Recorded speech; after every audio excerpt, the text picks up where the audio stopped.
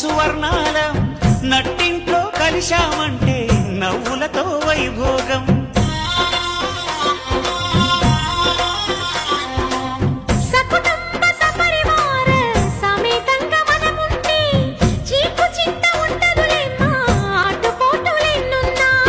అటుకులు తాళింపు చేసిన అరుగులపై అందరూ కలిసి సరదాగా అవి తింటుంటే పరులెరుగని పరవశమెంతో.